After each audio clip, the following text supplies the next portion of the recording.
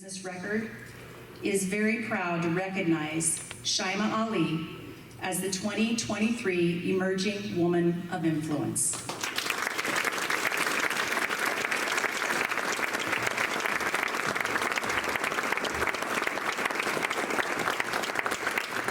Right, it's adjusted for a short one. I don't have papers to read from. It's an honor to be the second Muslim woman to be recognized with this award. But by show of hands, how many here have immigrant parents, or Middle Eastern parents, or Greek parents, or Turkish parents? By show of hands, how many of you here? Do you know how hard it is to go sell to my parents that I was not the first? And I was thinking how I'm gonna sell this to my parents. And I was thinking through it, that it's really more delightful not to be the first. Here is why. Muslim women feel safe to be engaged in the community. If we're out and about and you can see us and recognize us, it tells me that women here feel safe to be out. So thank you for making this work. But let's not dig our head in the sand. There is a lot of work that needs to be done. And help me get it done. By now, you notice that I speak English as a second language, so we need to set some ground rules. I promise I'm not going to torture the English as much as the flight attendants that I had last week who kept telling me that we're flying to this Moines. It's not this Moines. I have 3 parts of my life that I'm going to share with you today that shaped who I am. I moved to this country over 20 years ago. I had a degree in economics and statistics, and over 5 years of experience in the financial industry. And I couldn't get my foot through the door to work in any company. I worked in housekeeping jobs, I worked as a nanny, and I worked in a very entry jobs. I said, maybe I need another degree from the United States. Here I am. I got a master's degree. I couldn't get my foot through the door. I was dying to join a 500 Fortune company. So I went to a staffing agency and I got my feet through Wells Fargo. Yet I couldn't translate my experience overseas.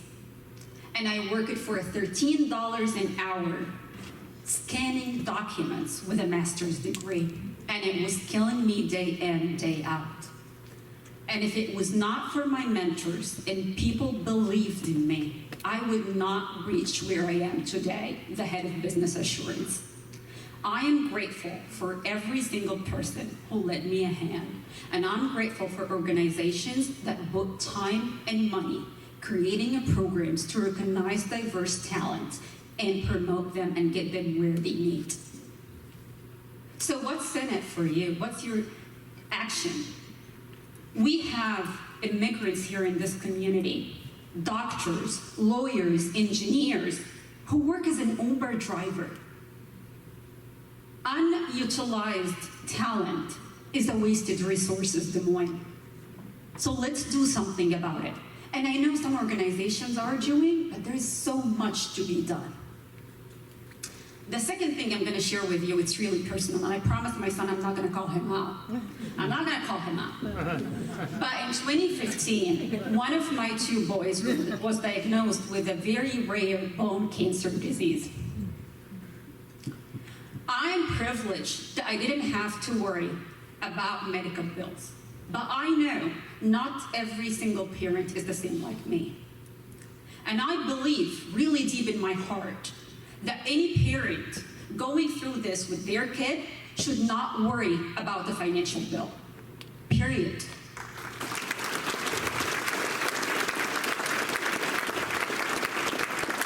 The last part of me who shaped who I am, I went through divorce in 2016. And I struggled filling my pantry for over 8 months. And I learned that the only people that make money in this country is divorce attorneys. My kid and I survived for 8 months with very limited resources. And I started to see and observe that challenges and how social determinations impacts your mental and your physical health. And that's why I decided to do more in the community. So your call of action tonight, and as you put your head on your back, I want you to think of the challenges that you have faced in your life, and what was your lesson learned from it, and please make an effort to ensure that it's easier on other people who are going through it. Thank you.